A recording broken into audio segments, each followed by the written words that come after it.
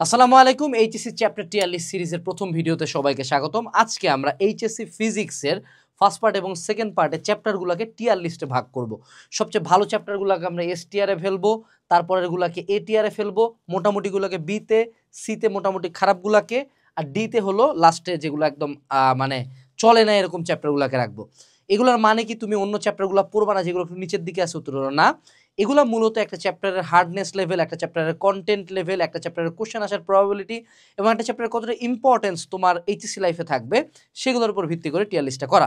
প্রথমত এই আইডিয়াটা আমি অন্য একজনের কাছ থেকে চুরি করছি, একটা চ্যানেলে পিসিএম এক্সপ্লেন মেবি আমারই ছোট ভাই বানায়, সো তাকে ধন্যবাদ। বাট আমরা একটু বেটারভাবে সেই সিরিজটা কন্টিনিউ করার চেষ্টা করবো। চলো শুরু করি। ওকে, সো প্রথমে আমরা যেটা নিয়ে কথা বলবো সেটা হলো আমাদের এইচএসসি চ্যাপ্টার টিয়ার লিস্টে ফিজিক্সের ফার্স্ট পার্ট নিয়ে। ঠিক আছে, সো ফার্স্ট পার্টের আমাদের প্রথম যে চ্যাপ্টারটা, সবার মনের যে চ্যাপ্টারটা, সেটা হলো ভৌত জগত পরিমাপ।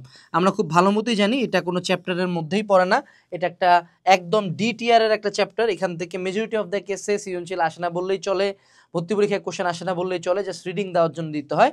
সো আমরা ভৌত জগত পরিমাপকে রাখবো ডি টিয়ারে।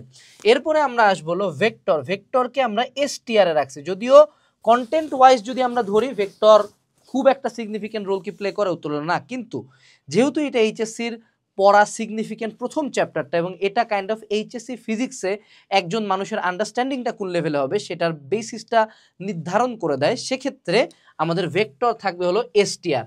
এরপরে থাকবে হলো আমাদের গতিবিদ্যা। গতিবিদ্যাকেও আমরা নিঃসন্দেহে রাখবো হলো এসটিআরে। কেন এসটিআরে রাখতেছি? কারণ গতিবিদ্যা জিনিসটা শুধুমাত্র চ্যাপ্টারের মধ্যে সীমাবদ্ধ না, এটা নিউটনীয় বলবিদ্যা, কাজ ক্ষমতা, শক্তি, first part, second part, even ম্যাথের গতিবিদ্যা, সব কিছুর বেসিসটা ক্রিয়েট করে। এবং গতিবিদ্যা থেকে ম্যান্ডেটরিলি কোশ্চেন থাকবে যেই জায়গায় তুমি পরীক্ষা দাও না কেন। সো গতিবিদ্যা নিঃসন্দেহে একটা এসটিআর সাবজেক্ট চ্যাপ্টার। এরপরে আসে আমাদের নিউটনীয় বলবিদ্যা। নিউটনীয় বলবিদ্যাকে আমরা কন্টেন্ট ওয়াইজ বিটিআরে রাখতে পারতাম, মানে অর্থাৎ এসটিআর একদম নিচে, কিন্তু নিউটনীয় বলবিদ্যা in a whole as a chapter অনেক ক্ষেত্রে ভর্তি পরীক্ষার ক্ষেত্রে কোশ্চেন ওভাবে ক্যারি করে না। নিউটনীয় বলবিদ্যার কোশ্চেন করার কন্টেন্টের একটু অভাব আছে, কিন্তু নিউটনীয় বলবিদ্যার সাথে যদি কাজ ক্ষমতা শক্তি ইনক্লুড হয়ে যায়, দুইটা একে অপরের সাথে যথেষ্ট কানেক্টেড একটা চ্যাপ্টার, কারণ একটা থিম ছাড়া পরেরটাতে তুমি যাইতে পারবা না। সো সেক্ষেত্রে নিউটনীয় বলবিদ্যা এবং কাজ ক্ষমতা শক্তি এই দুইটা চ্যাপ্টারকে আমরা রাখছি হলো বিটিআরে। ঠিক আছে, এখন যে চ্যাপ্টারটা আমাদের আসে যায় সেটা হলো মহাকর্ষ অভিকর্ষ। মহাকর্ষ অভিকর্ষকে দেখবা আমি এ টিআরে রাখছি। এখন তুমি বলতে পারো যে ভাইয়া এটা আনইম্পর্টেন্ট চ্যাপ্টার, কিন্তু মহাকর্ষ অভিকর্ষ যে কন্টেন্ট, মহাকর্ষ অভিকর্ষ যে মালপাতি, সেগুলো খুবই সিম্পল জিনিসপাতি এবং এখান থেকে পেঁচাই কম, আবার কোশ্চেনও খুব কড়া কড়া আসে, সূত্রে বসায় ম্যাথ করে দেওয়া যায়। এজন্য আমার নজরে এটা হলো এ টিয়ারের একটা সাবজেক্ট। এরপরে আমাদের আসবে হলো পর্যায়বৃত্ত গতি তরঙ্গ। এই চ্যাপ্টারগুলার ক্ষেত্রে এগুলো যেহেতু শর্ট সিলেবাসের বাইরে অনেক দিন ছিল তরঙ্গটা, এই জন্য তরঙ্গের ইম্পর্টেন্স অলরেডি কমে যায় এবং এই দুইটা kind of connected chapter. But এগুলোর মধ্যে যদি পর্যাবৃত্ত গতিটা মোটামুটি, বাট এগুলোকে আমি বলবো নিঃসন্দেহে সি টিয়ারের চ্যাপ্টার।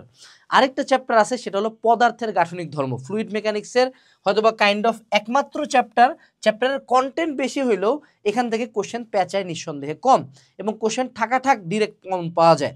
সো গাঠনিক ধর্ম কাইন্ড অফ আমার একটা ফ্লুইড মেকানিক্সের বেসিক্স হিসেবে কাজ করে ফিউচারের জন্য। সো পদার্থের গাঠনিক ধর্মকে আমরা রাখছি এ টিয়ারে।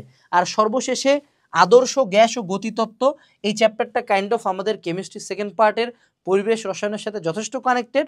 সো যার কারণে এটাকে আমরা রাখছি হলো সি টিয়ারে। ঠিক আছে, অত ভালো একটা চ্যাপ্টার না অ্যান্সার করার জন্য। এখন আমরা চলে যাব ফিজিক্স সেকেন্ড পেপারে। তোমরা কিন্তু জানো যে ফিজিক্স ফার্স্ট পার্টে মোটামুটি 10টা চ্যাপ্টার্স থাকে এবং আমাদের ফিজিক্স সেকেন্ড পেপারে 11টা চ্যাপ্টার্স থাকে। ঠিক আছে, সো এই জিনিসটা একটু মাথায় রাখিও। অর্থাৎ ফার্স্ট পার্টের চেয়ে সেকেন্ড পার্টে নিঃসন্দেহে যদি পড়াশোনার কন্টেন্টের কথাই বলো, আমাদের যদি ফার্স্ট পার্টে কন্টেন্টের পরিমাণ যদি হয় 100, তাহলে সেকেন্ড পেপারে মিনিমাম কন্টেন্ট আছে হলো 150 বা 140-এর মতো। ঠিক আছে, মানে আমি জাস্ট কন্টেন্টের সাইজ দুটা নাম্বার দিয়ে যদি প্রকাশ করি, তাহলে সেকেন্ড পেপারে কিন্তু কন্টেন্ট বেশি আছে।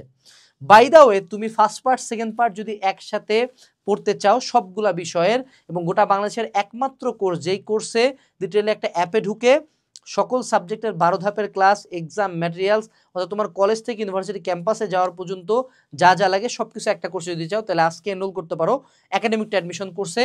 কুপন হইলো H30 EDGE 30, ডিসক্রিপশনে লিঙ্ক দেওয়া আছে। বর্তমানে এটাতে 13,000+ মানুষজন আছে। বিশ্বাস করো তুমি পৃথিবীর যত জায়গায় যত সাইকেল যত জায়গায় ভর্তি হও সাথে এই কোর্সটা নিয়ে রাখিও। এটাতে academic class, test paper solving class, math solving class, admission class, question bank solving class সব আছে, সকল প্রকার এক্সাম আছে। মানে পৃথিবীতে এরকম ভ্যালু ফর মানি কোনো কোর্সে নাই, ঠিক আছে।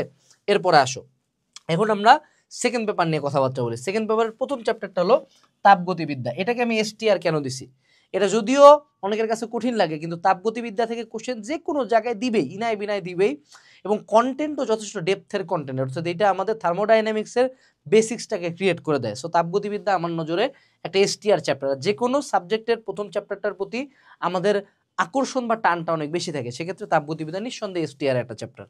এরপরে আসলো আমাদের তাপগতিবিদ্যার পরে যদি আমি একটু আমাদের জিনিসটা দেখে বলি, আমাদের এরপরে চলে আসো তড়িতের চ্যাপ্টারগুলো। স্থির তড়িৎ, চলতড়িৎ একে অপরের ভাই ভাই।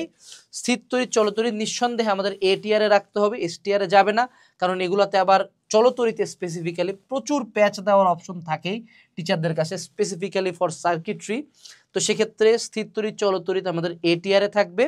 এবং তারপরে থাকবে আমাদের চুম্বকের চ্যাপ্টারগুলো। চুম্বকের চ্যাপ্টারগুলো যখন সিলেবাসে ছিল তখনও অতটা ভারী চ্যাপ্টার ছিল না, যদিও কন্টেন্ট অনেক, বাট ভার, কোশ্চেনের ভার অত বেশি ছিল না।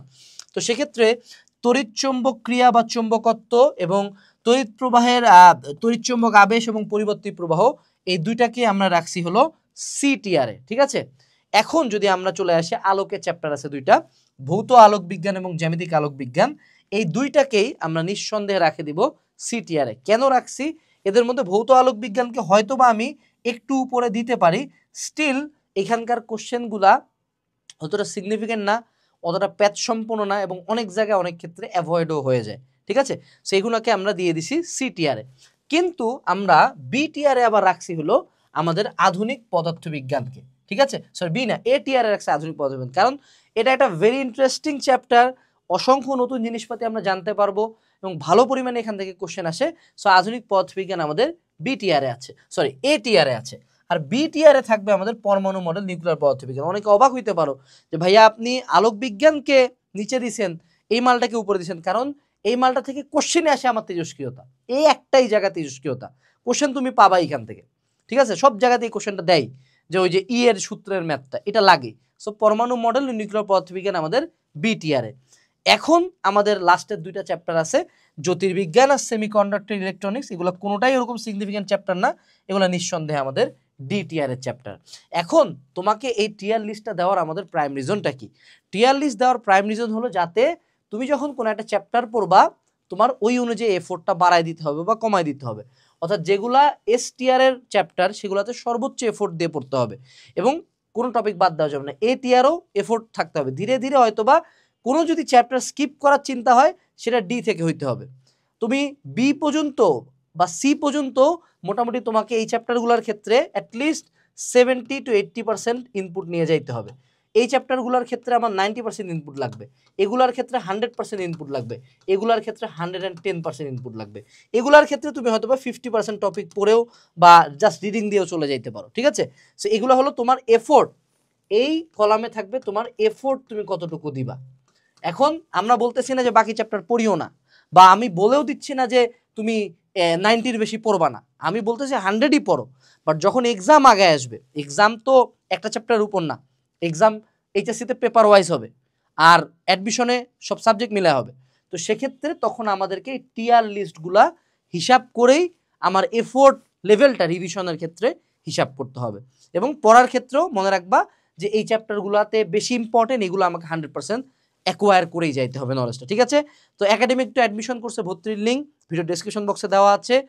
আসসালামু আলাইকুম, পরবর্তী ভিডিওতে দেখা হচ্ছে, টাটা।